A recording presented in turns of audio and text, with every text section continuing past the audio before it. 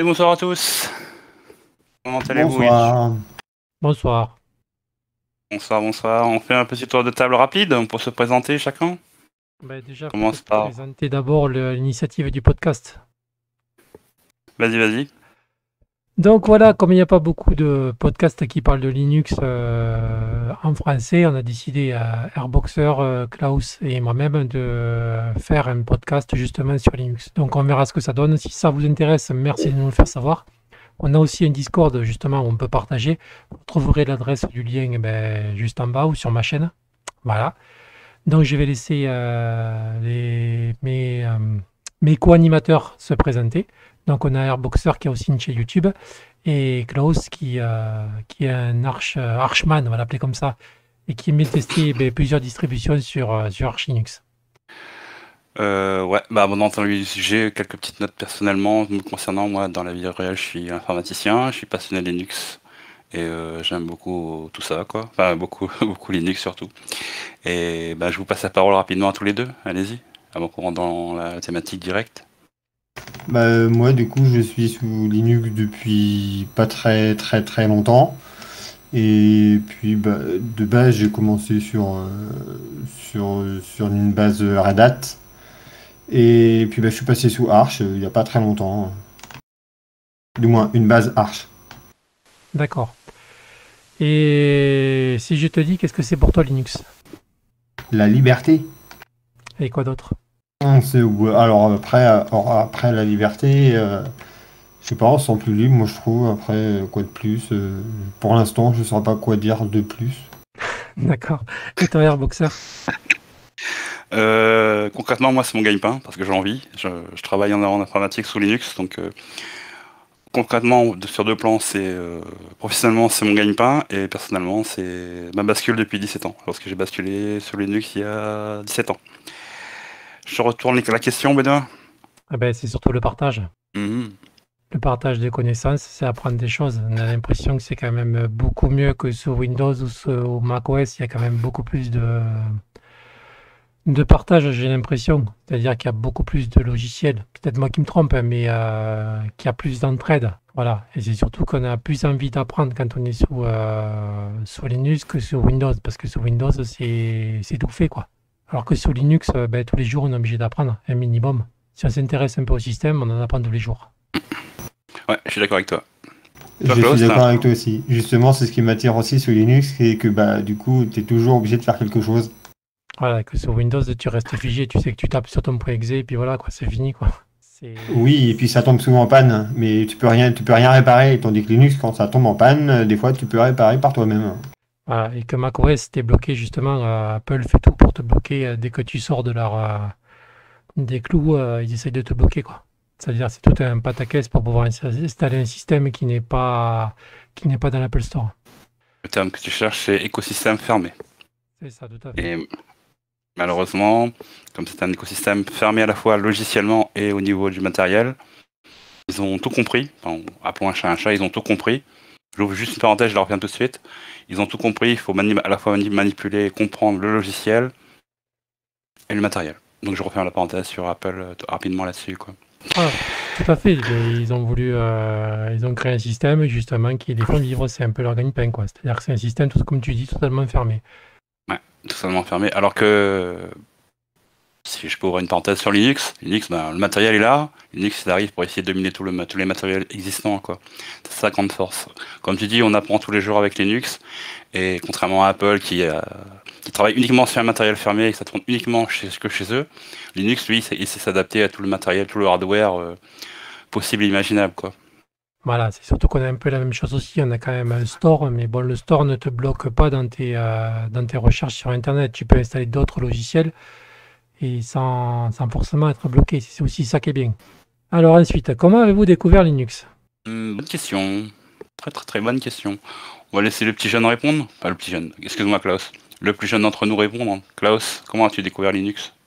Alors, comment j'ai découvert Linux? C'est une excellente question. Je me souviens qu'il y a fort longtemps, mon père m'avait parlé d'Ubuntu qu'il avait sur CD, je crois, à ce moment-là, qu'il avait réussi à avoir sur CD, en gravant l'ISO. et que du coup, il aurait bien aimé essayer, sauf que bah, à ce moment-là, il n'avait pas passé le cap. Et, euh, et du coup, moi, je m'étais un peu posé la question à ce moment-là. Je veux pas passer le cap non plus. Et puis, en fait, c'est chez un ami, avec ma copine, quand on était chez un ami, j'ai vu qu'il avait une distribution, un système d'exploitation que je ne connaissais pas. Je lui ai demandé ce que c'était. Il m'a parlé vite fait de Linux, et puis bah, je me suis intéressé. Et puis c'est comme ça que j'ai découvert réellement Linux. Je peux me permettre de te poser une question, Klaus? Oui, oui, vas-y. Cette expérience avec ton ami, elle est récente? Elle date de cette année? Elle est toute récente? De quoi? L'expérience que tu as vécue avec quand tu as découvert Linux chez ton ami, c'est de cette année? Ou de l'année dernière? Ou il y a... Oh non, non, non, ça fait 3 ans à peu près. Un peu moins, 2 ans et demi. D'accord, ok. Ta bascule vers Linux, elle est toute récente? Ma bascule vers Linux, ça doit dater d'à peu près 1 an et demi, à peu près 1 an et demi, 2 ans. Mais pas entièrement au début, hein, parce que bon, la première fois, j'avais essayé d'installer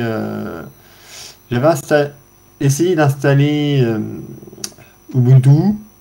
Bon, j'aime pas trop Ubuntu, l'interface, c'est pas mon truc. Donc j'ai trouvé autre chose, et puis à un moment donné, bah, je lui avais demandé du coup ce qu'il avait exactement le nom de sa distribution. Et c'est là qu'il m'a dit qu'il avait Magia.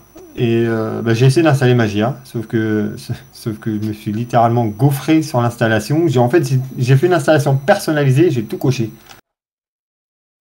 Donc c'est là où je me suis dit, il y a un truc qui va pas, il y a un problème parce que j'avais plein de terminals, plein de programmes de toutes les environnements bureaux qui existent en fait chez Magia. Et donc, bah, en fait, j'étais perdu, j'ai tout désinstallé, j'ai remis Windows et puis un peu. T'as remis Windows?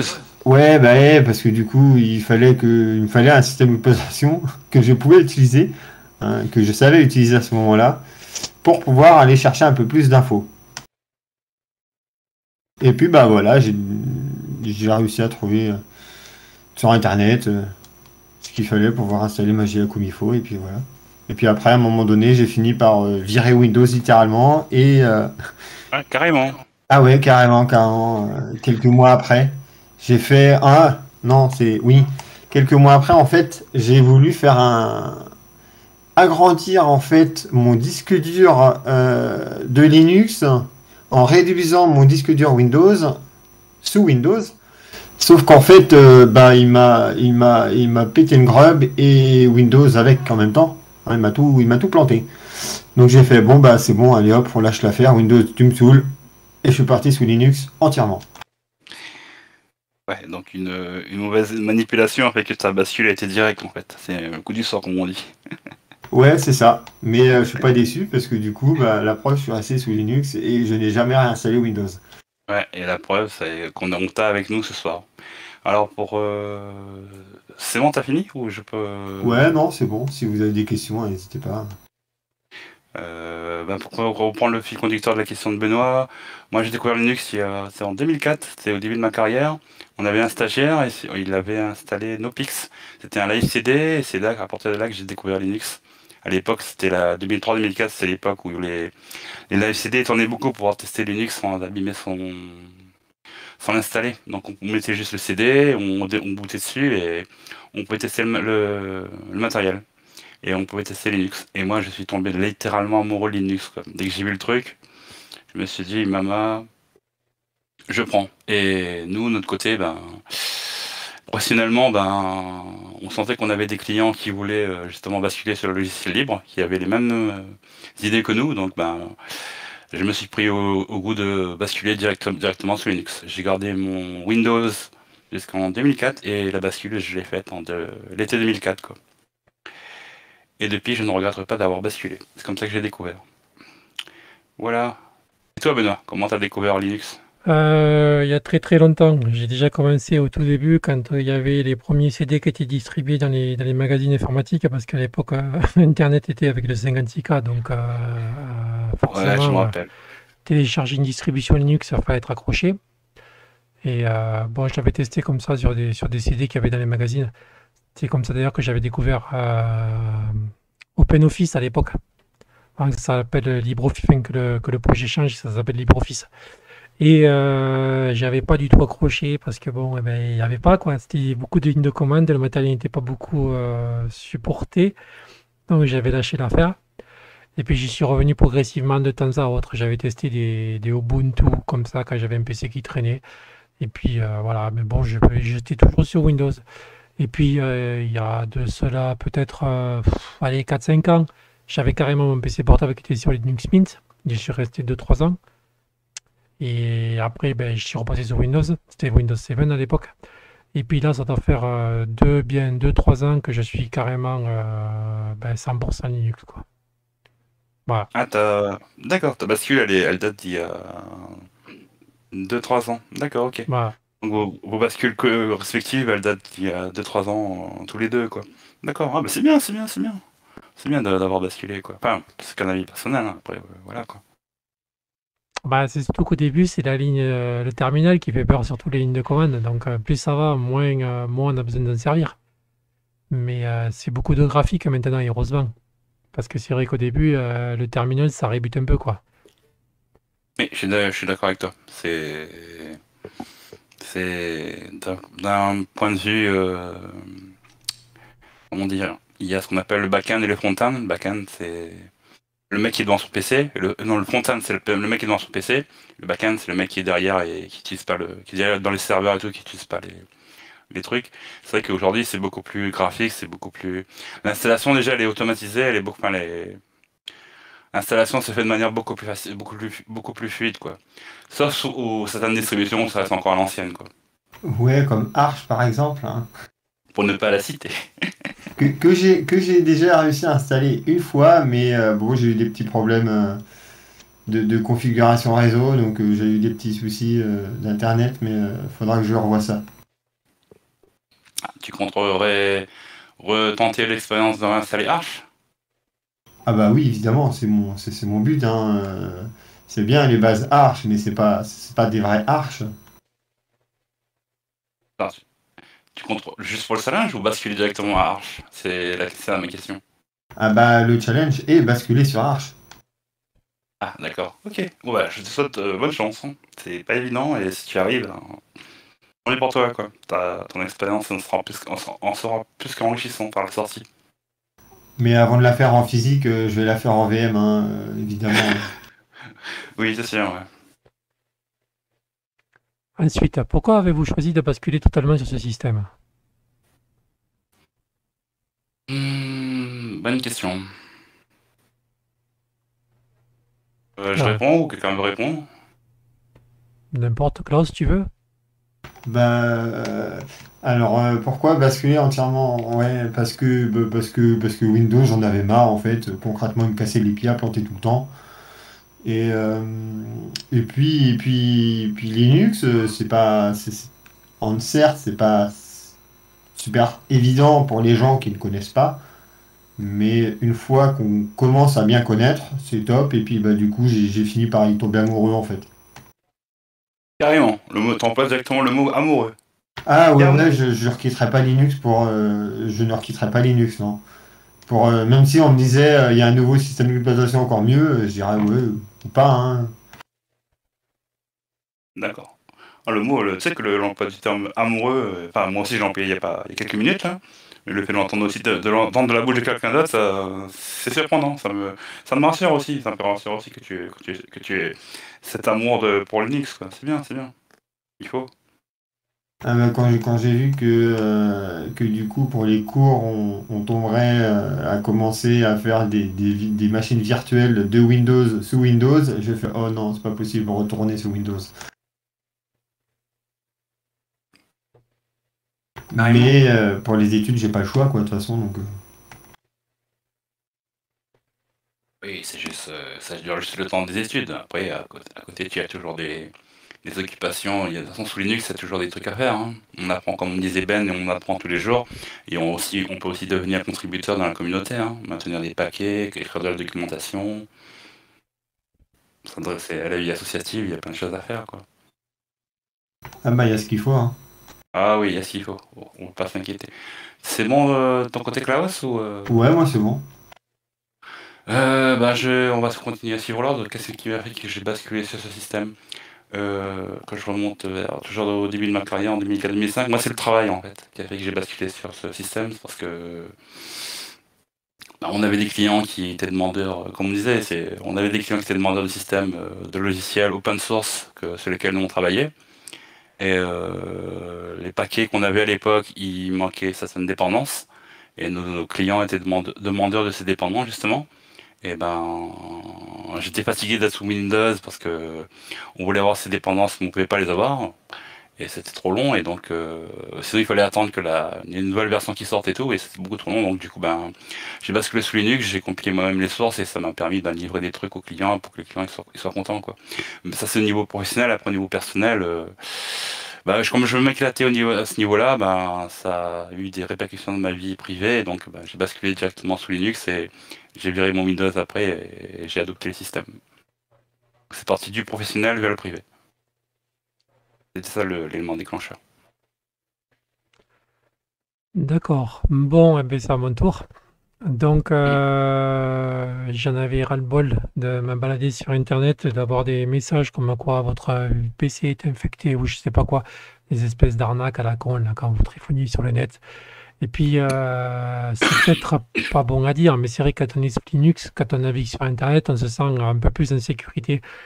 Bon, c'est peut-être un défaut de ma part de le penser, mais j'ai l'impression que je peux aller peut-être dans des endroits que si j'y allais avec un Windows, ça serait peut-être pas très bon. Voilà. Mais j'ai l'impression d'être beaucoup plus en sécurité quand je navigue sur Internet. Voilà. Et puis il y a beaucoup de choses qu'on peut faire avec un Linux, qu'on peut ouvrir des disques durs qu'avec Windows on ne peut pas. J'ai remarqué qu'il y a des choses que j'arrive à faire avec Linux que je n'arrive pas à faire avec Windows. Donc quand j'ai vu ça, j'ai fait voilà, c'est pour ça que j'ai adopté le système, quoi. Voilà. Mais bon, je cache pas, j'ai un PC portable justement avec deux disques durs. Il y en a un qui est branché avec Windows. J'ai pas le choix parce que j'ai une valise qui marche pour les voitures et qui marche sous Windows. Donc automatiquement, j'ai un deuxième disque dur avec un Windows dessus. Mais je n'y vais que justement que pour lancer mon logiciel pour faire des dials pour voir ce qu'il y a dans ma voiture. Mais le Windows ne me sert qu'à ça, quoi, en fait. Oui, c'est un usage restreint, très restreint, quoi. Tu l'allumes uniquement pour cet usage-là, quoi. C'est ça. C'est-à-dire que je vais très très peu sur Internet avec. Je vais vraiment chercher la mise à jour de mon logiciel automobile, mais c'est tout, quoi. Ouais. Ouais, au moins, tu maîtrises ce que tu fais, tu sais exactement ce que tu fais. Voilà. C'est-à-dire que j'ai fait exprès justement de décortiquer mon portable pour voir s'il n'y avait pas un port exprès pour mettre juste ce petit truc là, et je sais que j'ai bloqué mon Windows, il ne prendra jamais dessus sur mon Linux, quoi. Il faut vraiment que c'est moi qui veuille pour que le Windows se lance. Voilà. Alors après, je nuancerai tes propos. Je dirais que pour un néophyte, c'est vrai que d'avoir cette croyance comme quoi Linux est sécurisé et tout, oui, quand tu navigues sur Internet et tout, ouais. Par contre, niveau professionnel, Linux sécurisé, pas nécessairement. Il faut, bon, tu sais, tu peux avoir des failles de sécurité et tout ça, donc il faut toujours être sûr de toujours garder son Linux à jour, quoi. Il peut avoir des failles de sécurité au niveau hardware, et quelqu'un peut rentrer même si tu es sous Linux par une porte dérobée, comme on dit, quoi. Ah, mais de toute Chez façon, un- je me fais pas de bile, hein. C'est sûr qu'avec l'arrivée du Steam Deck, le problème c'est que si beaucoup de personnes l'achètent, automatiquement les pirates, eh ben, ils vont y aller, quoi. C'est ça le problème. C'est que Ouais, exactement, l'espèce ouais. de sécurité qu'on a, on l'a parce que ça intéresse pas les pirates, parce qu'on est très très peu. Mais si la communauté vient à monter extrêmement, il y a qu'à voir que sur macOS, les gens ils arrivent, hein, les pirates. Donc c'est ce qui va Ah oui, arriver aussi, oui, quoi. oui. Ça peut arriver, quoi. Voilà. On a juste le fait qu'on est tranquille parce qu'il y a très peu d'utilisateurs, mais le jour où le nombre va augmenter, comme c'est en train d'arriver en ce moment, ça risque de changer la donne. Parce que ça peut créer ce qu'on appelle un marché, et s'il y a un marché, ça va répondre à la loi de l'offre et de la demande, donc Tout à fait. et les pirates ils vont suivre derrière, donc ils vont se dire il y a de la thune à se faire, donc on va se lancer dessus, quoi. Donc voilà, quoi. Et aussi le passage à Windows 11 qui risque de bloquer beaucoup de PC. Parce que moi, d'après les commentaires que j'ai vus, il y a beaucoup de personnes qui, justement, ben, dès que la fin de Windows 10, vont passer sur Linux. Donc Oui, ils craignent. voilà, Oui, oui. d'ici 4 ou 5 ans, automatiquement, on va se retrouver peut-être avec plein d'utilisateurs. Donc automatiquement, les problèmes vont se gêner aussi. Je dis pas que c'est mal. tant mieux. Plus on sera nombreux, mieux ça sera. Mais peut-être que nos habitudes vont être obligées de changer parce que on va se retrouver avec un problème en plus. Oui. Ou, Et ou pas, parce que les gens vont peut-être acheter un ordi qui sera compatible avec, en Pas fait. forcément, parce que vu la crise actuelle, je pense qu'il y a beaucoup de gens qui vont pas forcément acheter un ordi, hein. Et vu la pénurie de composants et beaucoup de choses, je pense pas que ça va. Je peux me tromper après, mais je pense pas. Bah après, la fin de Windows 10 c'est prévu pour dans 4-5 ans, je crois. C'est ça, 4 ans exactement. Et donc, on a le temps de voir.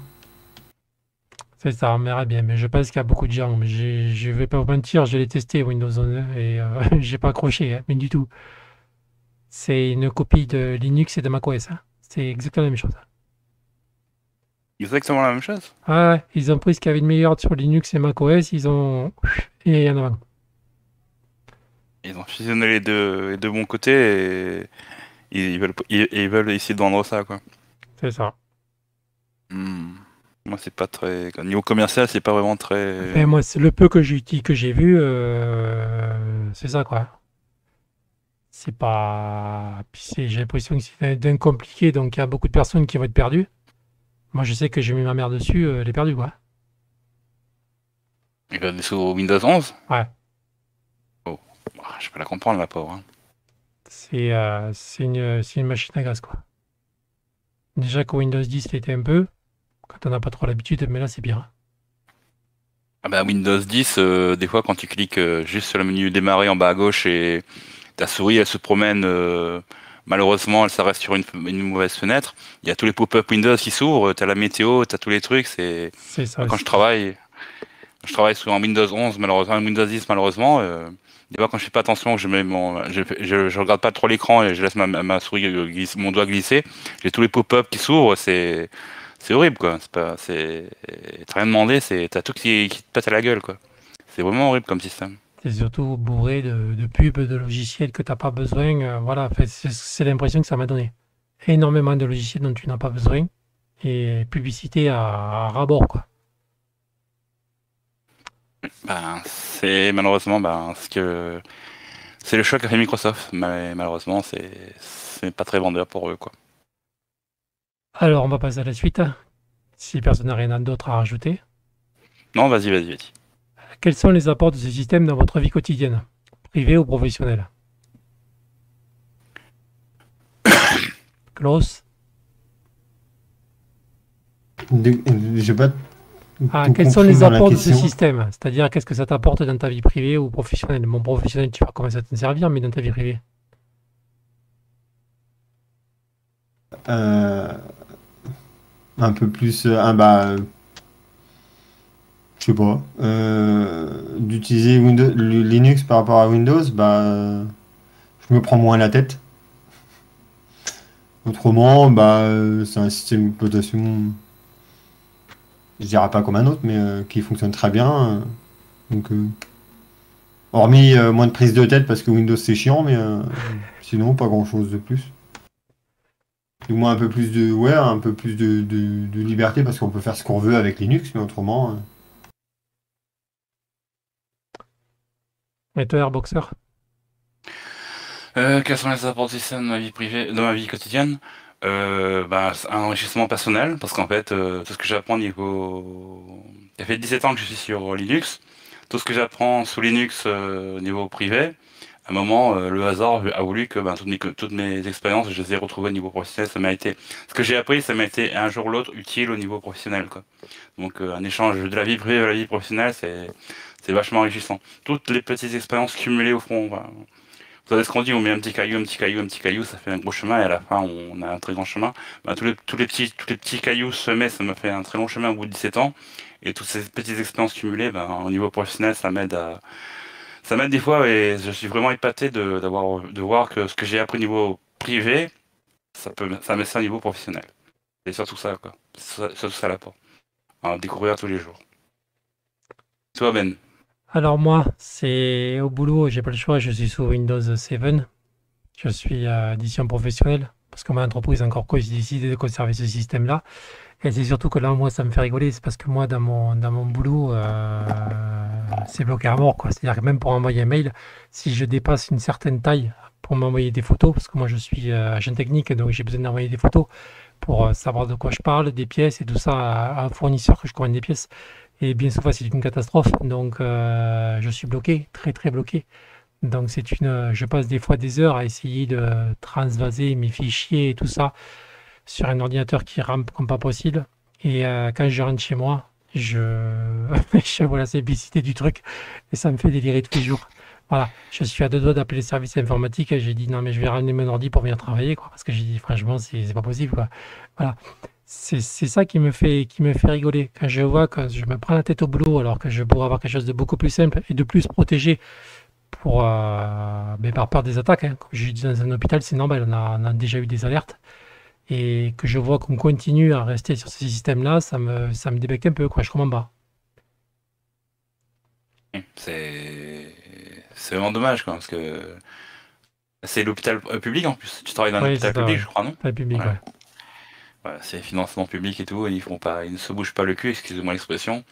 C'est vrai que ça peut devenir caduque à un moment, quoi, et ça peut se Sachant, briser tout seul, quoi. sachant que moi, techniquement, j'ai que juste un logiciel qui tourne sur Windows, mais je pense que avec deux, trois manips, tu pourrais te démerder à avoir une version spécialement pour Linux. Et ça permettrait justement de recycler plein de PC qu'on est obligé de jeter, parce que là, juste, justement, ils vont être obligés de changer du matos pour pouvoir passer sur Windows 10 ou même le 11. Donc, on va jeter pas mal de PC, quoi. Ce qui est dommage. Et c'est la politique des grandes entreprises de bureaux de faire ça aussi, quoi. Quand ils basculent, soit ils donnent à des associations, ils essaient de s'en débarrasser, quoi. Mais dans Malheureusement. les lycées, c'est pas mieux, hein. Quand ils refont le parc informatique, les ordi ils partent soit à la poubelle. Ah, carrément? Ah oui, oui, et des fois ils partent littéralement à la poubelle. Et tout ça, ça va finir en Afrique, malheureusement. Moi, j'ai vu ça, Et il y a c'est un l'Afrique souvenir qui me avec, revient, là. en Afrique avec des brouteurs qui vont s'amuser avec les disques durs à moitié effacés et qui vont Ouais, s'éclater à vous envoyer des mails pour venir vous escroquer. C'est là où c'est magique le truc. C'est qu'en fait, ouais, non, mais en tu fait, cherches, ils envoient en Afrique. Ouais, vas-y, vas-y. tu cherches le marteau pour te faire battre, quoi. C'est un peu ça, quoi. Ouais, non, mais en fait, quand ils expédient en Afrique, ce que les Africains essaient de récupérer, c'est les matières premières, c'est-à-dire le cuivre, Ouais, en premier lieu. Mais il y en a beaucoup, Ouais. justement, qui essayent de récupérer les données. Surtout ça, les données, c'est ce qui vaut de l'or, quoi.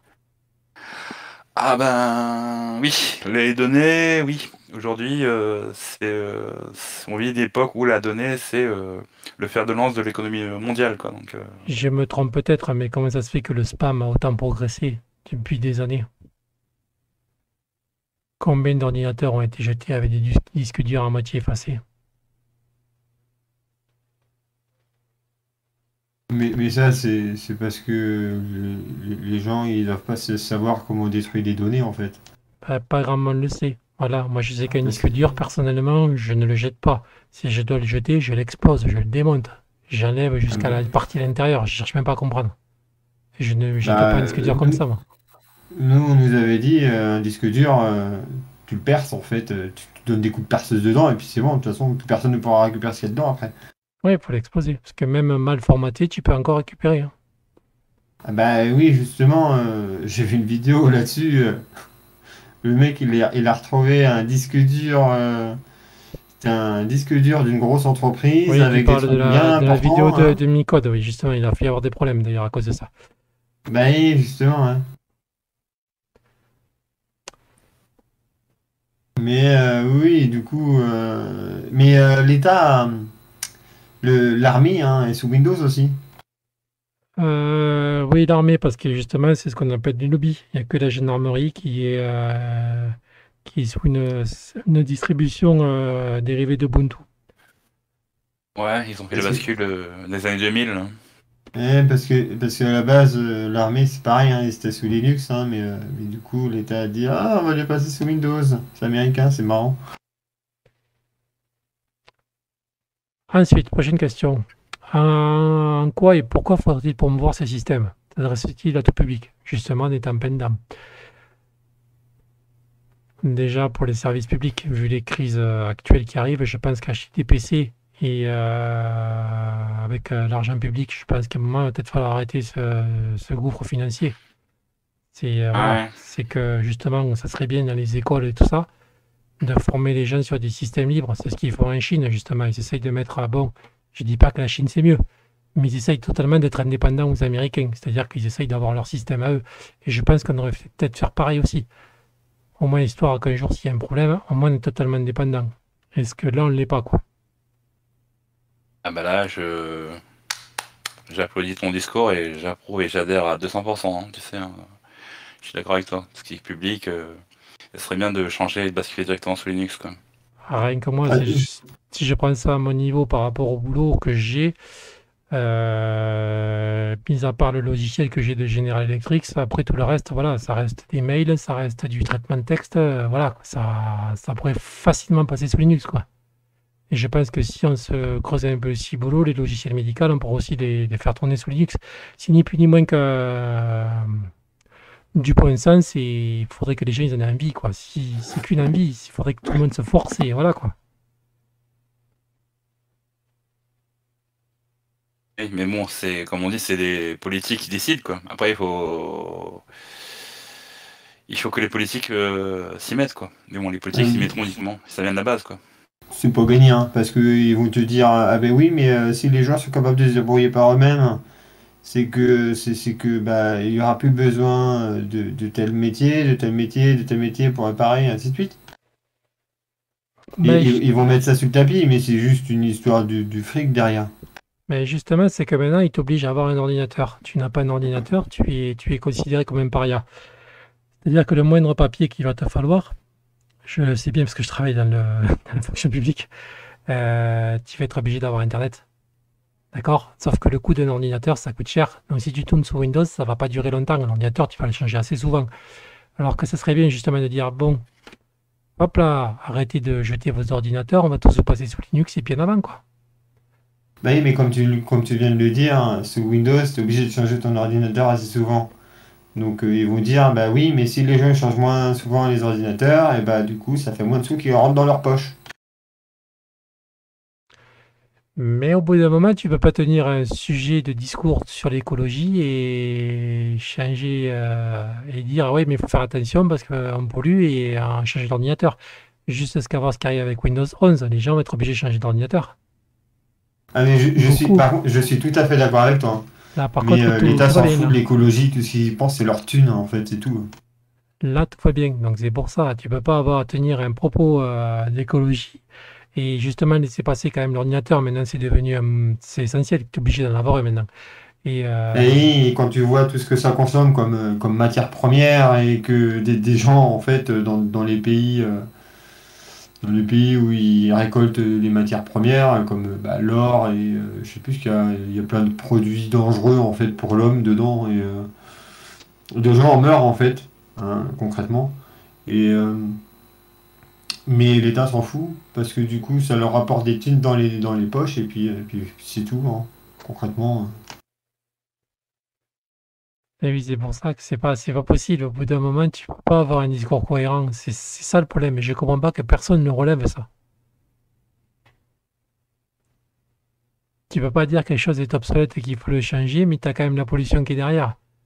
Alors, il vaut mieux que tu essayes de faire durer la chose le plus longtemps possible, plutôt que de te dire on nous embête pour prendre des téléphones recyclés, mais par contre, l'ordinateur, faut continuer à jeter, jeter, jeter. C'est pas logique. C'est pour ça, tu vois, que là, du coup, j'ai pris un ordinateur d'occasion. Je viens de le commander. Et l'ordinateur que j'ai là actuellement, je vais pas le mettre à la poubelle. J'essaie de voir s'il n'y a pas une asso qui veut le récupérer pour des gens qui en ont besoin, en fait. Mais même pas, tu une distribution comme Primtux, tu connais un gamin qui a besoin d'ordinateur, tu lui mets un Primtux, il sera content. T'as un gamin dans les Sauf parages. que j'en connais pas. Ah, mais tu t'embêtes même pas, sinon pire des cas, tu le portes au Maüs, tu mets la distribution et Mabuntu, et puis voilà, parce que tu vas pas pouvoir le vendre très cher. Bah, c'est pour ça. Non, mais du coup, je vais le filer à une asso, là. Et j'ai une asso, là, pas loin qui est par chez moi, qui récupère les ordis, pour justement les remettre en état et les redonner à des gens qui en ont besoin. C'est ce que fait Baba Linux, justement, le youtubeur. C'est-à-dire qu'il récupère plein d'ordinateurs, et il les reconditionne avec sa distribution là, qu'il a montée avec Emmaüs, et il refile des ordinateurs à des gens qui en ont besoin, quoi. Parce que vu qu'il maintenant il faut avoir un ordinateur pour faire le moindre en papier, au moins ça permet de dépanner, quoi. Et gratuitement de surcoût. Mais c'est pour ça que du coup, je vais leur filer une asso qui le fera très bien. Par chez moi, il y a Alice 44, je crois, qui le fait. Du coup, j'essaie de voir avec eux. Oui, mais enfin, je réagis à ce que vous dites là, toutes les deux. C'est bien de donner du matériel, mais aussi il faut aussi savoir aussi éduquer les gens à savoir utiliser un ordinateur. Parce qu'apparemment, les jeunes générations d'aujourd'hui, je crois que c'était après, c'est une expérience qu'on a constatée après Covid. Les jeunes, ils sont tellement habitués au smartphone que quand ils sont arrivés pour la première fois sur un ordinateur, ils étaient complètement perdus. Il a fallu plusieurs minutes ou plusieurs heures pour qu'ils comprennent comment ça fonctionne, quoi. Parce que pour eux, basculer ils ont toujours connu le smartphone dans leur vie. Mais passer sur un PC, pour eux, c'était reformater le cerveau, quoi. Ils n'étaient pas habitués.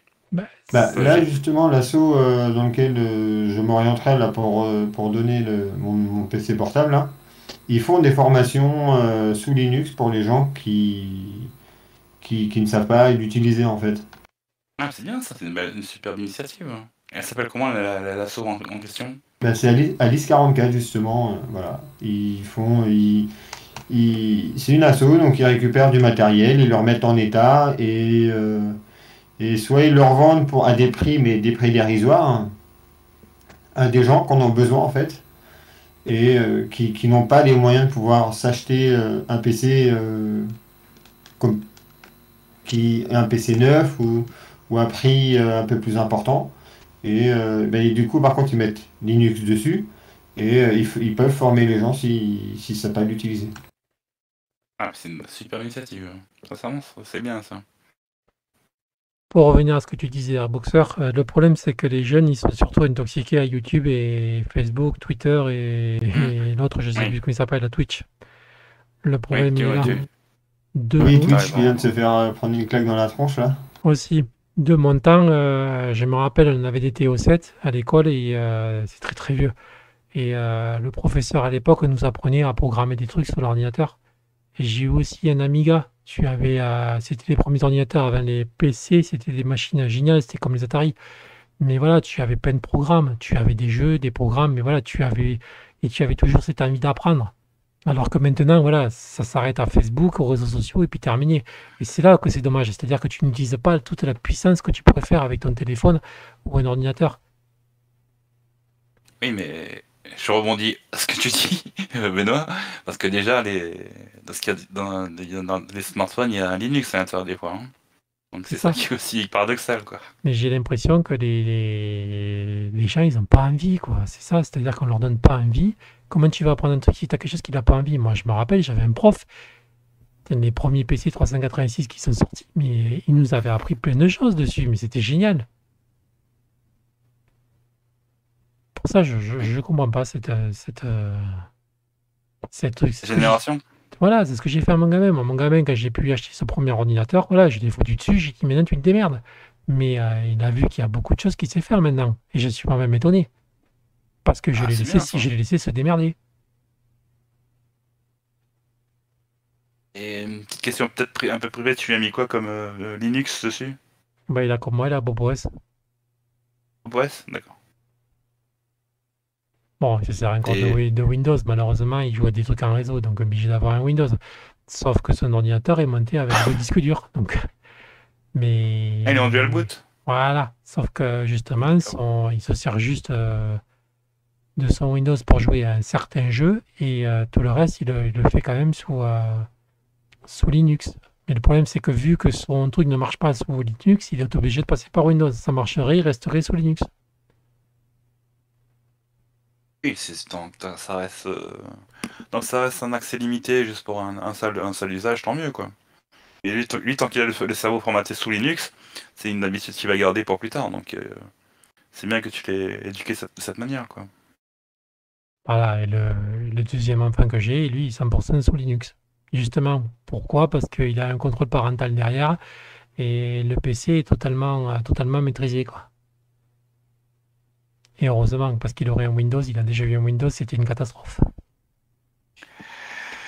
Ouais, ben, tu ouvres une page web, un gamin devant, il y a un truc qui s'ouvre, tu cliques sur un endroit, ça mène sur des trucs, des sites, voilà quoi. Même Donc on avec le va contrôle pas. parental, hein. Ça bloque pas Hmm. tout. Alors qu'à Linux, j'ai l'impression que ça bloque un peu plus.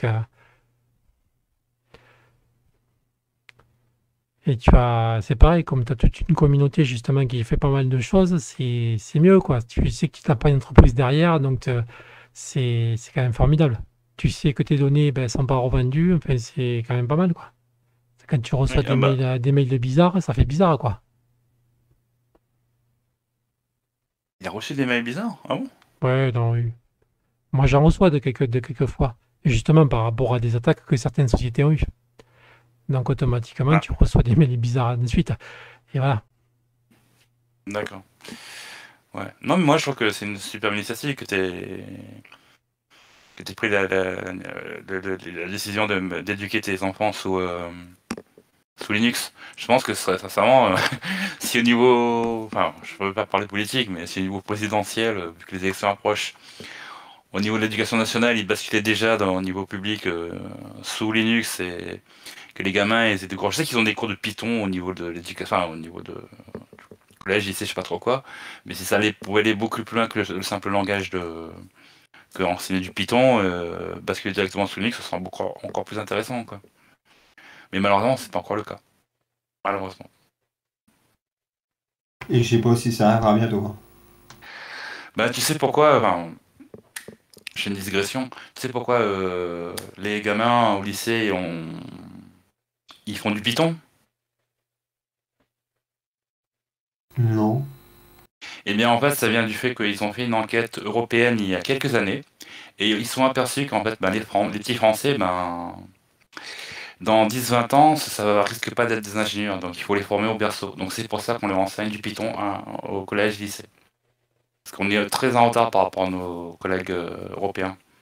On risque d'être en manque d'ingénieurs d'ici 10-20 ans, et sinon on risque de faire des offres et de demander aux autres pays des gens compétents d'autres pays à côté de venir travailler en France directement. Même si on reste en Europe, mais bon, on risque d'amener des Allemands, des Espagnols, des Français. Donc c'est au niveau politique, ça fait scandale, donc c'est pour ça qu'ils ont inscrit ça dans le cursus de l'éducation nationale, de faire enseigner le Python. D'accord, moi je savais pas du tout du coup. Tu m'apprends un truc. Ouais. Bon, on a déjà attaqué la prochaine question, qui était Linux a-t-il concrètement changé quelque chose dans votre vie ou est-ce simplement un passe-temps de geek? Voilà, c'est surtout les jeux, enfin je vais parler, c'est surtout les jeux. Moi quand je vois que j'arrive à faire tourner un jeu, récemment j'ai fait une vidéo sur faire marcher Resident Evil Révélation. Quand j'ai vu que j'y étais arrivé, ben, j'ai une joie qui était là, j'étais heureux quoi. Et justement, je me suis empressé de faire une vidéo pour expliquer aux débutants qui se prennent pas la tête comme moi je me suis pris la tête, pour que ce soit beaucoup plus facile pour lui, quoi. Parce qu'il a fallu que je fasse beaucoup de recherches justement pour comprendre comment faire marcher ce jeu. Alors que c'était d'une simplicité infantile, mais bon, comme tout le monde explique à sa méthode, automatiquement quand on est débutant, c'est très très très compliqué de faire comprendre. Donc je pense que de ce côté-là aussi, il faudrait essayer de faciliter les choses. Et quand on peut le faire, autant le faire partager. C'est ce que j'essaie de faire auprès de ma chaîne. Je sais pas ce que vous en pensez, vous. Bah, je rebondis. Avant de répondre à tes questions, j'ai une question pour toi. Enfin, j'aurais peut-être deux questions. Combien de temps t'as passé à résoudre ton problème déjà? Oula, un petit peu de temps, ouais, on va dire, ouais, ça va. C'est-à-dire qu'il a fallu que je fasse, ouais, j'ai dû passer, allez, un gros 4 heures. Alors que 4 heures? je pense que si j'avais eu la bonne info, je pense qu'à une demi-heure, ça aurait pu être réglé. D'accord, ok. Ok, parce que là je suis surpris par ta réponse. Et tu peux me reformuler ta question s'il te plaît? C'est-à-dire, par rapport à ce problème de jeu. Oui. Mais le problème, c'est que j'étais allé voir sur ProtonDB. Mais le problème, c'est que, comme je dis, c'est que les gens ont une certaine manière de s'expliquer. Donc, ils expliquent pour eux, ils pensent comprendre. Sauf que toi, tu es derrière, parce qu'ils expliquent sûrement à une personne qui a déjà des connaissances à Linux. Sauf que moi, j'ai pas les connaissances que eux, ils ont. Donc, automatiquement, pour moi, c'est du chinois. Et pour comprendre, il a fallu que je fasse vraiment des recherches poussées pour pouvoir trouver qu'en fait, c'était vraiment très simple, quoi. Il y avait juste à installer un truc, de faire bip, bam, boum, boum, et terminé, c'était fait. Oui, oui, c'est par rapport à Protontrix, c'est ça? C'est Protontrix? ça. Sauf que sur Ouais, ProtonDB, ils sont partis dans des délires alors qu'il n'y avait pas besoin de faire tout ce truc, alors qu'il y avait juste un truc à faire. Je pense que ça aurait été expliqué plus simplement. Voilà quoi, parce que si la personne n'a pas envie de s'embêter, elle va dire c'est bon, ton Linux c'est de la merde, je passe à autre chose. Je pense que le fait de taper 2-3 lignes de code, ça ne doit pas déranger tout le monde. Mais si ça commence à devenir un peu trop compliqué, les gens ils vont pas accrocher quoi. Les gens ils n'ont pas le temps, il faut que ça marche. oui. Non, je pense que faire un copier-coller de 4-5 lignes de commande, ça pose pas de problème aux gens. Par contre, après, quand c'est un grand truc avec 10-20 lignes de commande qu'il faut lire entre chaque ligne de commande, ce que ça va faire et tout, ou s'il y a un choix à faire ou pas, c'est là que ça devient compliqué pour les gens, quoi. Il y a plusieurs, c'est comme une pyramide, tu sais, t'as plusieurs strates, donc niveau de connaissance, tu vas du plus bas vers le plus haut, donc le plus haut, c'est le plus niveau de connaissance plus élevé, quoi. Donc le Portentrix, on va dire que c'est vraiment, ça a été pensé vraiment pour aider les néophytes. Mais alors, bon, ça a été pensé pour les néophytes, mais déjà aussi il faut savoir comment l'utiliser. Donc c'est bien que tu aies fait une vidéo pour expliquer, et en plus il y a des petites subtilités à connaître. Parce qu'à un moment tu passes de Porton 5 points, je sais plus combien, et ensuite tu reviens pour ton 6. Donc cette petite bascule aussi, il faut la connaître, quoi. Mais Parce que parce c'est que sympathique, effectivement. je me suis servi de ProtonDB parce que justement il y avait un gars qui expliquait un peu comme ça, sauf qu'il expliquait pas le bon truc. Donc c'est pour ça, c'était une sorte d'info, mais voilà quoi, t'as de quoi te mélanger les pinceaux quoi, c'est dommage, hein. C'est très très dommage. Ouais. Mais bon, aujourd'hui, c'est. Et cette joie, justement, ça m'a posé une question. La joie que tu as ressentie, c'est ça qui t'a motivé à faire cette vidéo pour que tu puisses partager tes connaissances, c'est ça? Alors d'abord la vidéo, je l'ai peut-être fait dans un côté, on pourrait dire que j'ai pas de mémoire, je vais pas m'en rappeler. Mais elle a de fonctions, parce que j'ai dit aussi ça pourrait servir à quelqu'un. C'est pour ça que j'ai bien mis dessous pour les Resident Evil. Parce que je sais qu'il y a beaucoup de Resident Evil qui ont besoin de cette méthode-là. Mais moi, ça m'évitera de le chercher, parce que je serai sûrement passé à autre chose d'ici 3 ou 4 mois, et si je formate mon système et je vais pas m'en rappeler quoi. Oui, c'est sûr, oui. Si tu changes de distribution ou tu upgrades, tu as un problème et que tu veux revenir à tes jeux, et oui, c'est vrai que Voilà. le fait d'avoir. Donc en gros, Ouais, ce que j'essaye de faire, je me fais aussi mon aide sur Internet en aidant aussi les autres. Donc c'est pas plus mal. Non, mais. Non, mais déjà, avant d'aider les autres, tu t'aides toi. C'est déjà une très très bonne initiative. Non, mais t'as raison, c'est exactement ce qu'il faut faire, quoi. Et j'ai l'impression que ça passe mieux quand tu fais des vidéos, quand tu le dis verbalement, quand tu essayes de simplifier la chose, plutôt que de taper des sites internet et d'écrire. Parce que bon, voilà, il faut lire, il faut écrire, c'est chiant. Alors que si tu le vois de visu, automatiquement, j'ai l'impression que tu apprends beaucoup mieux. Oui. Ouais. Par contre, au niveau technique, ce que l'outil que tu as utilisé, t'es au courant, enfin, tu sais que c'est une simple surcouche, hein, de Pendentrix. Oui, mais qui permet de te faciliter la vie. Ouais, qui permet de faciliter la vie, ouais. C'est juste en fait une interface graphique, il te faire du terminal. Exactement, ouais. Mais Voilà. je crois que c'est un projet qui, je sais plus s'il est encore maintenu ce projet, hein, parce qu'apparemment Mais j'ai cru comprendre qu'il était apparemment, abandonné. c'est dans les dépôts, ouais. Donc moi, j'ai pas eu trop de mal à le chercher, hein, c'était dans les dépôts, hein. D'accord, parce qu'à moi sur GitHub, j'ai vu qu'il était archivé, donc j'avais un doute, je sais plus si c'était maintenu ou si ça a été repris par quelqu'un, quoi. Donc voilà, quoi. C'est ce que je voulais te dire, parce que j'ai vu que sur GitHub, tu sais, le site sur lequel tu peux déposer des sources et tout, le pourcentage en question il était archivé, donc ça signifie qu'il était plus maintenu. Donc je pense que les gens ont dû le récupérer, ils ont dû le mettre dans un autre dépôt ailleurs, quoi. Donc c'est bien si les gens l'ont récupéré, quoi. Ah, apparemment, moi j'ai tapé sur ma distribution, j'ai pas eu besoin d'installer un truc d'aller chercher un truc sur GitHub. Dès que j'ai tapé la commande, c'était dans les dépôts. Non mais tant mieux, tant mieux, tant mieux. Et attends, et en plus j'ai appris que récemment, dans une vidéo que j'ai postée dans le Discord, apparemment, peut-être une bêtise, c'est moi qui ai mal compris la vidéo, le prochain Steam en Flatpak apparemment comprendrait déjà ProtonGE Un Glorious Serol? intégré dedans. D'accord. C'est Ah, c'est un Flatpak. le youtubeur Baby Vogue apparemment qui en parle. Apparemment, on a une option dans le magasin Flatpak qui permet d'installer aussi automatiquement ProtonGE. Mais c'est le Flatpak qui va se mettre à jour, parce que le point GE il bouge souvent, hein. Je sais pas. Alors soit ils ont récupéré Le Proton GE facile, là, je sais plus comment je l'avais appelé sur ma vidéo, il va intégrer automatiquement dans Steam. Ou il a fait une manip, je sais pas. Mais on voyait bien dans le magasin que c'était une extension que tu pouvais rajouter. D'accord, ok. Oh, c'est un Flatpak, faut aussi avoir de la place parce que le Pro GE il est quand même assez gros quand même, hein. Il fait 300-400 mégas, je crois, hein. Bon, faut quand même de la place parce que tous les protons, quand tu mets tous les protons, ça consomme beaucoup de place, hein. Il faut quand même avoir de la place pour les mettre, quoi, hein.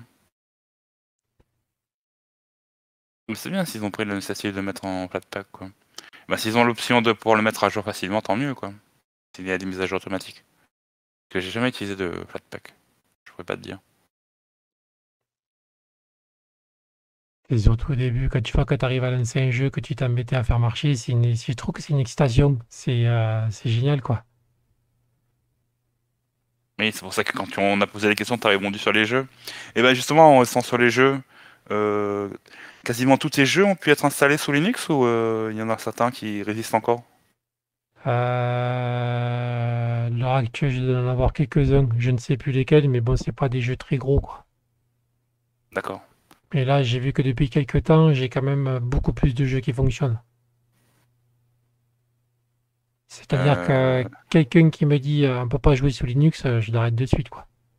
Que j'ai une collection assez impressionnante sur Steam, enfin voilà quoi. J'ai de quoi jouer sans trop de problèmes et ça marche très bien. oui. Et en plus, récemment, il y a aussi tout ce qui est AMD Fidelity, FSR et tout là, ça ajoute un coup de boost à certains jeux qui l'ont adopté. Bon, pas tous les jeux, c'est très minime, mais ça ajoute un coup de boost au niveau des FPS, c'est vraiment pas mal, quoi. Bon, moi, je fais pas beaucoup de jeux en réseau, donc automatiquement, je suis moins touché par les anti-cheat. C'est sûr, quelqu'un qui fait beaucoup de jeux en réseau va être touché par l'anti-cheat, mais bon, moi, je suis pas touché par ça parce que j'en fais très peu. Donc automatiquement, Mais c'est sûr que quand ça va se démocratiser le fait d'accepter Wine au niveau de l'anti-cheat, je pense qu'il va y avoir pas un raz-de-marée, mais une migration de joueurs qui vont arriver sur le nouveau jeu, de plateforme multijoueur et tout, ça va être intéressant pour eux, quoi. et toi, Klaus, tu en penses quoi? Ah, mais moi j'ai tous mes jeux qui tournent, tous mes jeux auxquels je joue principalement tournent sous Linux. Je n'ai plus de problème. Il y a juste au début que j'ai eu des soucis, mais bon, en même temps, quand j'ai débarqué littéralement sous Linux, j'avais une vieille carte graphique qui ne prenait pas Vulkan en charge. Donc pour jouer, c'est compliqué. Mais maintenant, comme j'ai changé ma carte graphique, je peux jouer à tous les jeux, tous les jeux en fait, auxquels je joue principalement. Après, je peux pas installer tous les jeux que j'ai parce que sinon mon disque dur me dirait stop, je peux pas en stocker plus. Mais On est tous pareils, je te rassure. Moi en plus, je vais pas installer toute ma collection, c'est pas possible. tous les jeux comme Anno, Anno 1800, l'autre que j'avais installé, Anno 1404, j'ai pas essayé les autres parce que c'est pareil, hein, je peux pas. J'avais même essayé donc Archeage, un MMORPG en ligne, fonctionne sous Linux, fonctionne très bien. Alors World of Tanks, pareil, tourne nickel sous Linux, pas de souci. Et puis sinon, Horizon Zero Dawn, il n'y a pas de souci. Je peux pas tous les citer, mais oui, tous mes jeux tournent sous Linux sans problème. C'est sûr que je viens de télécharger, enfin, j'ai acheté Horizon Down quand il était en promo suite à tes conseils. C'est vrai que j'ai lancé la bande-annonce, le jeu est magnifique. Ah, mais Ouais, le jeu, là, ma carte graphique ne suit pas. Concrètement, ma carte graphique, je peux jouer au jeu. Mais bon, je suis à 12 FPS, hein, mais mais rien, tu vois. le jeu, j'ai pas de saccade de fou non plus. Le jeu reste trois quarts fluide, à peu près. Il y a juste des moments où en effet j'ai des petites saccades, mais parce que la carte graphique, voilà, c'est une 1050, une 1060, 3 60, gigas. bon.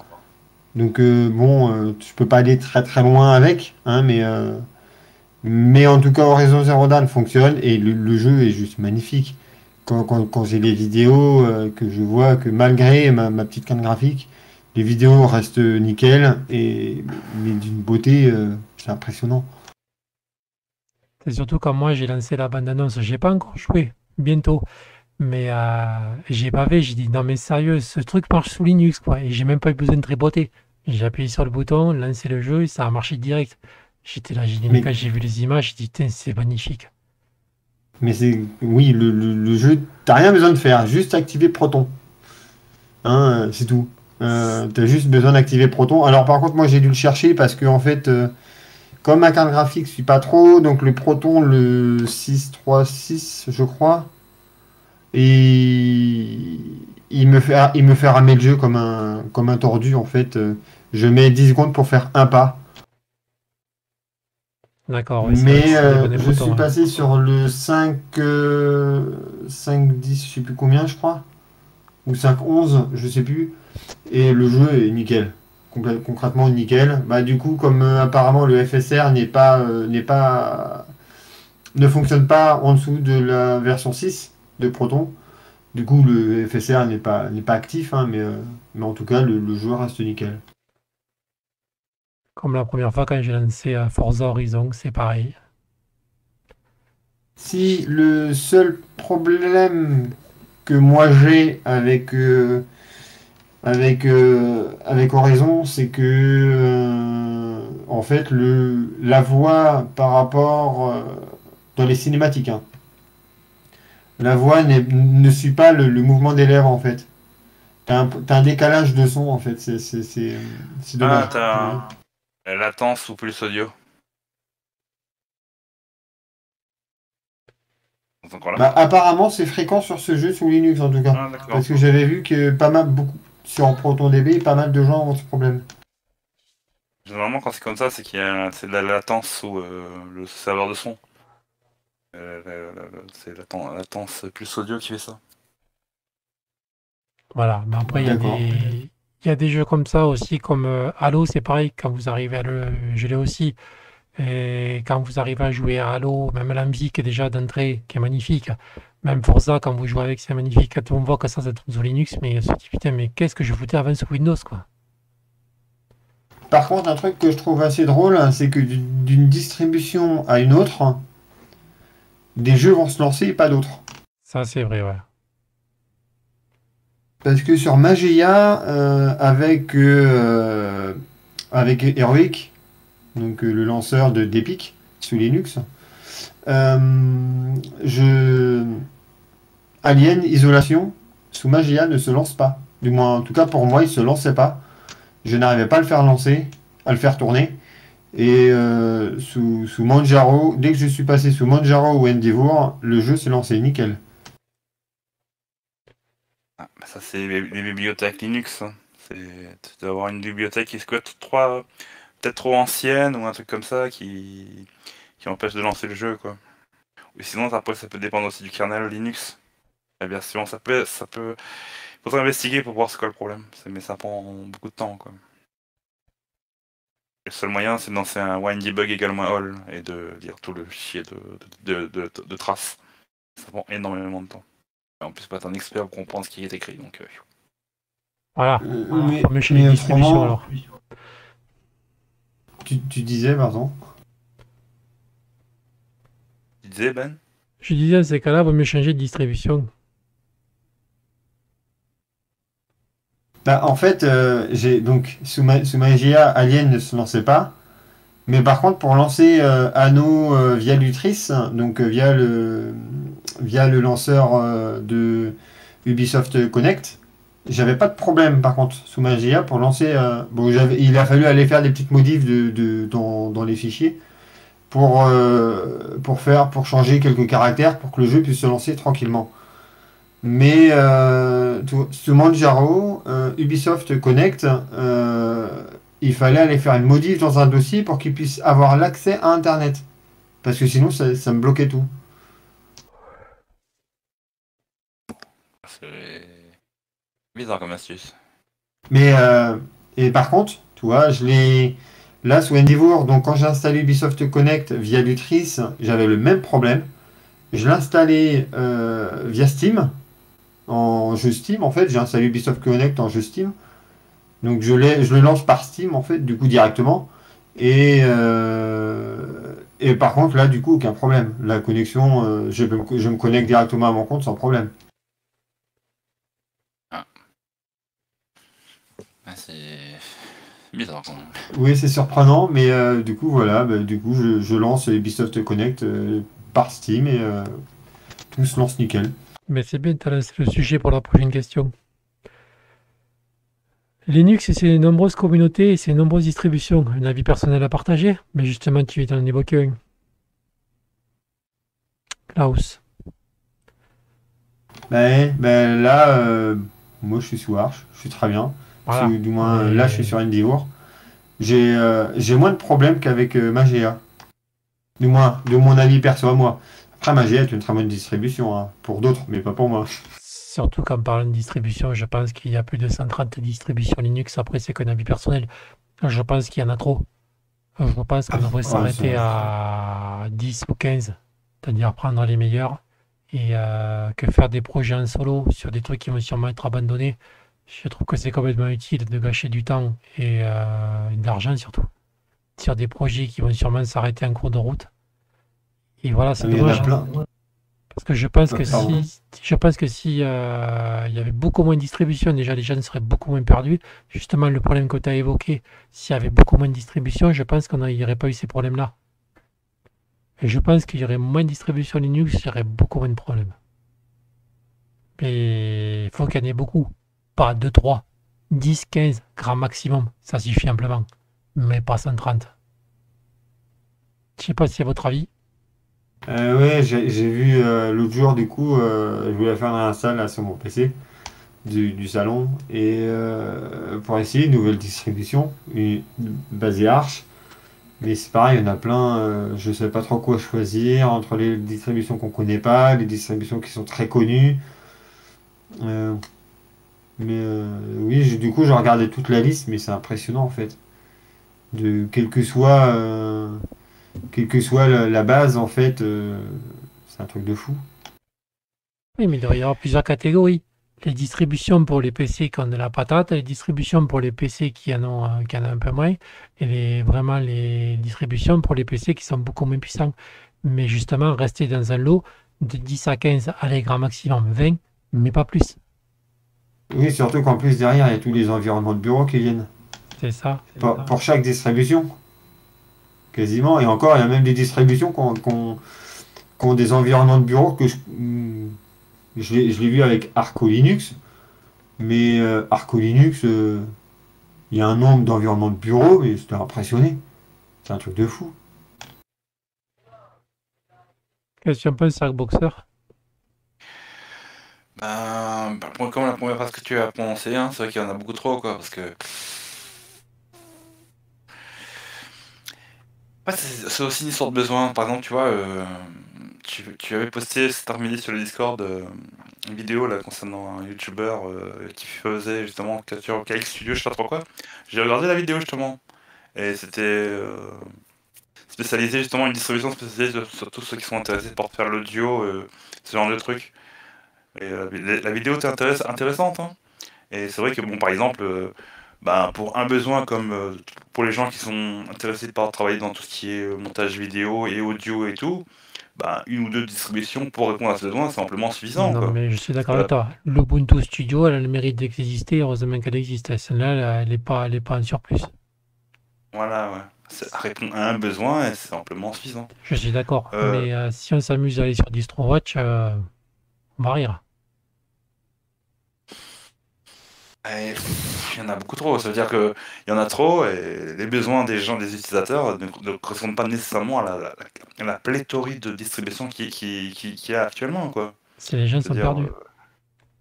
bah oui, c'est clair, hein, les gens ils tapent, je sais pas, j'ai dit une connerie, un néophyte, il tape Linux sur Google, en fonction de ce que les gens ont payé ou en fonction des préférences des utilisateurs, je ne connais pas comment fonctionne l'algorithme de recherche de Google, mais les premiers trucs sur lesquels il va tomber, il va prendre ça en premier, quoi. Et bon, il y a... Après, dans la pléthorie, certains, peut-être que c'est sûr qu'il y a peut-être certaines distributions, elles méritent d'être très connues, même si elles ne sont pas très connues du grand public. Et ce mauvais côté, ça répond pas, ça ne couvre pas nécessairement tous les besoins de tous les utilisateurs. Comme tu dis, comme pour les PC, il faut avoir un hardware bas, un milieu de gamme et un haut de gamme, quoi. Une vingtaine de distributions, c'est largement suffisant. Ça peut couvrir tous les besoins, quoi. Sincèrement, moi je ne suis pas un utilisateur je teste pas les distributions tous les jours, je suis Max Ubuntu depuis 2-3 ans, ça me suffit largement. Mes besoins ils sont très calmes, ils sont très simples, donc mais c'est beaucoup trop. C'est Voilà, beaucoup, non, parce beaucoup que trop, sinon quoi. tu vas. Je pense que c'est pas bon, parce que dès qu'il va y avoir un truc qui déconne, automatiquement tu vas changer de distribution et tu t'en sors jamais. C'est le chat qui se prend la queue, quoi. Alors que moi je suis sur Pop! OS, bon, j'étais une époque sur Ubuntu, mais j'ai fait Linux Mint, Ubuntu et Pop! OS. Mais quand j'ai vu que Pop! OS me convenait, j'ai arrêté. Dès que j'ai un problème sur Pop! OS, je vais chercher pourquoi j'ai ce problème-là. Je vais essayer de comprendre. Et je vais pas changer de distribution parce que c'est de la merde, ça marche pas. Et j'attends que le problème soit résolu ou je vais essayer de chercher la solution au problème. Parce que sinon, Oui, tu n'en finis pas, quoi. Tu fais que ça, quoi. Tu ouais, formates et tu recommences. justement, le terme, ce que tu parles, toujours chercher ce qu'on appelle une fuite en avant, quoi. Et c'est une fuite en avant qui ne répond pas à un besoin, ça ne satisfait pas un besoin immédiat. Je veux dire, à un moment, cette fuite en avant, il faut l'arrêter. Il faut satisfaire le besoin de se calmer, de se concentrer sur une distribution. Et comme tu as eu le réflexe, t'as pas changé de distribution, tu as essayé de trouver la solution directement sur Internet, de le changer du jour au lendemain de distribution parce qu'il y a eu une erreur, quoi. Dire, s'il fallait tester toutes les distributions qui existent, bon, il faudrait y consacrer toute une vie, quoi. Enfin, je sais pas. Et encore, je sais même pas si une vie suffirait en fait pour toutes les tester. Sans dormir, hein, parce qu'à ce qui paraît, on passe une de sa vie à dormir, donc sans dormir, j'imagine. Et enfin, pour finir, la question qui va fâcher. Alors, Linux et ses nombreuses communautés.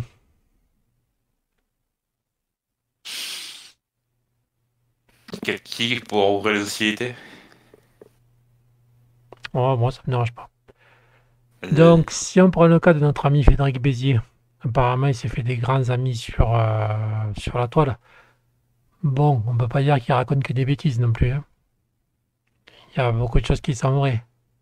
Après, je sais pas ce que vous en pensez, vous. Bon, malheureusement, il est parti de YouTube pour aller sur Pertube. Apparemment, il a l'air d'avoir son audition. L'histoire. Non, il n'a pas d'histoire sur Pertube, je cherchais le mot. Une autre histoire. Son auditoire, voilà, pardon. Son auditoire. Et apparemment, ça se passe très bien. Mais voilà, et je pense que c'est dommage que la plateforme comme YouTube ait perdu quelqu'un comme lui, là. Je suis d'accord avec toi, je te rejoins à 100%. Parce que Pertube n'a pas l'audience de YouTube. Et voilà, il doit faire quoi? Il doit faire 200 vues sur une vidéo. Lui, personnellement, il s'en fout. Mais je pense que pour un débutant, bon, il a son franc-parler. Mais voilà, comme je dis, il dit pas que des bêtises. Et on peut apprendre beaucoup de choses de quelqu'un comme ça. Et ensuite, le problème des communautés Linux, c'est j'ai l'impression que c'est celui qui a la plus grosse, quoi. C'est dommage, hein. Ouais. Enfin, je sais pas ce que vous en pensez, vous, mais c'est l'impression que ça me donne. Moi, je Perso, t'en je connais pas plus que ça. Moi, j'ai vu qu'il faisait, quand j'ai fait mes recherches là, sur Arch Linux, j'ai vu qu'il avait fait un tuto, d'un tuto pour l'installation en fait. Mais après, je sais pas ce qui s'est passé avec lui exactement. J'ai pas cherché non plus. Bah, en gros, il avait des raids d'éditeurs sur YouTube, c'est-à-dire il y avait des mecs qui le faisaient chier, quoi. Parce que comme son franc-parler passait pas, c'est-à-dire que lui, quand il voit une distribution, allez, il a critiqué ma distribution, celle que j'utilise à l'heure actuelle, d'une simple copie de merde de Ubuntu. Voilà. Mais Ok, bon. oui, en effet, il a un franc-parler, peut-être qu'il peut plaire, qu'il peut ne pas plaire à certaines personnes. Voilà, mais bon, peut-être qu'au début, il avait raison. C'est vrai que les premières versions de Pop! OS, c'était de l'Ubuntu copier-coller. Sauf que vers la fin, ils essayent justement de s'en détacher. Mais le problème, c'est que des fois ça plaît, des fois ça plaît pas. Mais moi, je ne l'ai pas pris à mal. Bien au contraire, parce que des fois, ça permet justement de faire évoluer les gens. Quand tu as une distribution qui fait mal les choses, c'est bien de leur dire, plutôt que de dire oui, mais tout va bien. Mais oui, c'est sûr. Et c'est pour ça que justement, vu qu'il a eu beaucoup trop de problèmes, il est aussi parti sur Perturbe à cause de ça, quoi. C'est-à-dire qu'il a réduit son auditoire pour avoir beaucoup moins de problèmes. Qu'au bout d'un moment, c'est sûr que si tu fais des vidéos pour avoir des problèmes, ça n'a aucun intérêt, quoi. Autant pour lui que pour les personnes qui le regardent. Bah du coup, je serai mon curieux, j'irai voir. Ah, il a un blog aussi, donc il met ses vidéos dessus et voilà. Et ensuite, les communautés. Je sais pas ce que vous en pensez, entre les pros libres, ceux qui le sont pas, c'est vrai que c'est compliqué, quoi. C'est compliqué Moi, avec. personnellement, je te le dis, hein, même si quand tu vas publier ton podcast, je te le dis ouvertement, sans détour, les libristes, ils me sortent par les trous de nez. Des gens que je ne supporte pas. Je trouve qu'ils font partie de l'ancien temps. Ils sont plus partie de cette époque, quoi. C'est dépassé, les libristes. Ils- C'est compliqué, je ouais. suis désolé. Très C'est compliqué, des ouais. gens. Les libristes, c'est des gens. Enfin, pour moi, libristes ou puristes ou Linux, c'est des gens, ils ont plus leur place à notre époque. Il faut qu'ils s'adaptent. Je suis désolé, mais bon, arriver comme ça et se dire oui, il faut absolument que tout soit libre, libre, libre, libre, libre. Non, je suis désolé, il faut bien que les gens vivent, quoi. Il y a des gens qui vivent de Linux. Moi, je vis de Linux. Il faut quand même qu'il y ait un marché, qu'il y ait de la concurrence. Pour qu'il y ait de la concurrence, il faut que des gens proposent autre chose que les grandes phrases de la liberté à gauche à droite. Sinon, il n'y a pas de marché, les gens y vivent pas, quoi. C'est surtout que tu peux pas dire à quelqu'un de venir sous Linux si bien si tu le coupes de tous les services auxquels il est. C'est impossible. Ouais. Sinon, la Trop ouvert personne ne viendra jamais, quoi. Exactement. Ouais. Si tu lui dis, bon, ben c'est fini Gmail, c'est fini ci, c'est fini ça, ben, il va te dire, j'en veux pas, je reste sur Windows, quoi. Ouais, mais voilà, c'est ça. Après, ils ont aussi un discours un peu trop radical. Donc, ils sont un peu trop radicaux dans leur choix technologique. C'est des positions qui se défendent, mais bon, je veux dire, on ne peut pas faire une bascule, être aussi radical. Il faut savoir nuancer sa radicalité, comme on dit, quoi. Et ça ne peut pas être Mais, entendu dans toutes les oreilles, quoi. mais justement, les deux, ça peut être compatible. C'est-à-dire que tu peux faire du libre et du non libre aussi. Exactement, ouais. C'est ce que je fais, moi. Ah, moi, c'est ce que je fais aussi, hein. Je travaille sous PostgreSQL, qui est un projet open source, mais dans mon entreprise, on passe par un propriétaire, par un fournisseur qui lui vend du PostgreSQL non libre. Donc ça me dérange absolument pas non plus, quoi. C'est pour ça que les purs libristes n'aiment pas YouTube, n'aiment pas Discord, mais voilà, mais comment tu veux toucher des personnes si automatiquement tu vas pas les chercher là où ils sont? C'est compliqué, quoi. Ouais, on se comprend, on se comprend. Tu es Ben, obligé d'aller chercher les personnes là où elles sont. Et si automatiquement tu les coupes de tout, tu leur dis non, mais t'oublies YouTube, tu vas sur Pertube, ben il va pleurer, quoi. J'ai une chaîne sur Pertube, elle n'est pas vue, quoi. Elle n'est absolument pas vue. oui, Et et c'est après il y dommage. a aussi le. Ouais. Et après il y a les puristes hardcore, comme on dit, comme les hardcore gamers, mais les puristes hardcore, il vaut mieux les avoir en virtuel qu'en vrai, hein, parce que en voir un en vrai, c'est pas souhaité, hein, parce que c'est des discours qui peuvent virer de la politique brutale, quoi. Donc, enfin, ne pas trop m'étendre sur le sujet, mais c'est vrai que Linux, ça peut être aussi politique des fois. Donc, des choix politiques, qui peuvent être au niveau de la communauté, ça peut donner de bonnes choses comme de mauvaises choses. Donc, voilà. Mais pour moi, les libristes, je préfère qu'ils restent dans leur coin, mais je pense qu'ils sont plus de cette époque, quoi. Il faut savoir être ouvert et nuancer ses propos et adapter son discours à notre époque, quoi. C'est ce que j'avais à dire. Après, le reste de la communauté, je vais pas m'étaler uniquement sur du négatif, je vois aussi du positif. Dans toutes les communautés, il y a quand même du positif. Bon, entre parenthèses, sauf les libristes, parce que je n'arrive pas à les blairer. Mais il y a d'autres communautés sous Linux. Sincèrement, quand tu as besoin d'un coup de main, tu vas sur un forum Linux, tu vas sur un truc. Quand quelqu'un est sous Linux, normalement, on peut toujours trouver quelqu'un d'une communauté qui a la main sur le cœur. Enfin, pas la main sur le cœur, mais qui est là pour. Linux, c'est l'entraide, quoi. Donc, dans une communauté, tu vas au moins trouver quelqu'un pour t'aider. Et c'est ça, la puissance de Linux, quoi. C'est ça ce que j'aime bien dans la communauté. Et toi, Klaus? Bah, je rejoins un peu vos discours, hein, parce que après, moi, J'ai j'ai débuté sur Linux en regardant des vidéos sur YouTube, hein, concrètement, hein, parce que PeerTube, je connaissais pas du tout. Alors là, tu me parles de PeerTube, j'ai jamais mis les pieds dessus. Je savais même pas que ça existait avant de voir des petits trucs par-ci par-là, PeerTube. Je connaissais même pas, je savais même pas ce que c'était depuis aujourd'hui, hein, concrètement. Tu connaissais pas? Non, je connaissais pas du tout PeerTube. En fait, l'idée, c'est en fait de faire une alternative à YouTube sans la pub, grosso modo. Ouais, c'est ce que j'ai cru comprendre du coup par logique, puisque du coup, si j'ai bien compris, c'est un truc pour un truc libre quoi. Donc évidemment, t'as pas les pubs, hein, puisque si c'est libre, c'est que justement, c'est libre quoi. C'est surtout pour t'aider à faire de l'auto-hébergement. C'est-à-dire qu'en gros, tes vidéos ne sont pas centralisées au même endroit comme le fait YouTube. Sauf que le problème avec ce genre de procédé, moi j'ai quelques problèmes depuis quelques temps, justement avec les vidéos de Frédéric Bézier. J'ai beau être abonné à une instance, je n'arrive plus à avoir l'instance de Frédéric Bézier. Il a fallu que j'aille rechercher une autre instance pour pouvoir me mettre dessus. Et justement, l'instance où il est à l'heure actuelle, je ne peux pas m'abonner. Parce que là où j'ai mon compte ne reçoit pas l'instance là où il est. Vous imaginez le truc? C'est compliqué quoi. C'est prise de tête quoi. Un peu, ouais. Un peu. Faut en avoir envie, quoi. Alors que sur YouTube, voilà, tu t'abonnes à un truc, voilà, le truc, même si ça change de serveur, on s'en fout, quoi. T'es toujours abonné, quoi. Alors que là, du jour au lendemain, j'ai dit, putain, je fais plus de vidéos. Et c'est en allant dans le moteur de recherche de Pertube que j'ai réussi à retrouver ces vidéos et j'ai dit, merde, quoi. Ah oui, parce que moi sur YouTube, je suis abonné à plein de chaînes et dès qu'il y a une nouvelle vidéo qui sort, hop, j'ai la petite notif et puis je vais la voir quoi. C'est ça. Et si tu veux, c'est un réseau d'instances qui, normalement, sont censés s'interconnecter en eux, mais il faut que l'instance soit d'accord pour être en connexion avec l'autre. Donc, à dire en gros, mis à part, heureusement, ils ont des flux RSS. Heureusement que ça sauve. Mais si tu veux mettre un commentaire, tu es obligé d'avoir un compte dans une instance. Pas le truc relou quoi. C'est un peu relou, ouais. Ouais, c'est dommage. C'est-à-dire que tu peux rater plein de vidéos intéressantes. Bah oui. Mais autrement, du coup, non, les communautés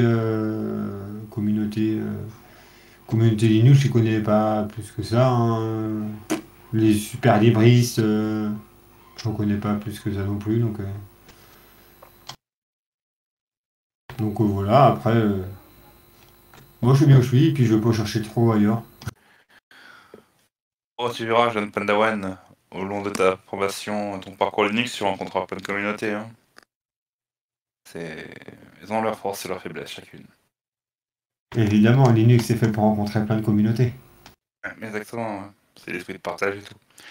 Bon, ça va, ça parcourt tout le curseur, hein, du progressif jusqu'au radical, quoi, aux radicaux. Ouais, des bonnes comme des pas bonnes. Ouais, voilà. Bon, Klaus, le mot de la fin. Bah, je sais pas.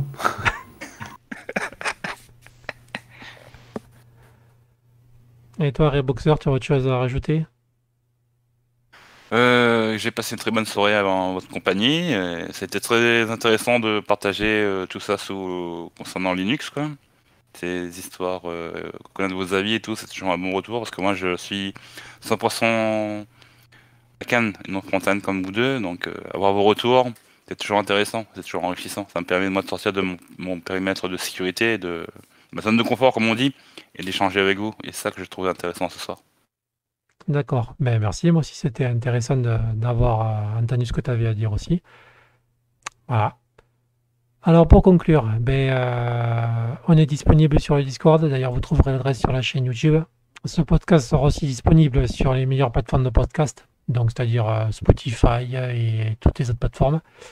Donc voilà. Donc si vous voulez nous rejoindre, on vous accueille avec grand plaisir. Donc vous avez l'adresse sur la chaîne YouTube et en bas de ce podcast. Voilà. Merci à tous de nous avoir écoutés. Au revoir.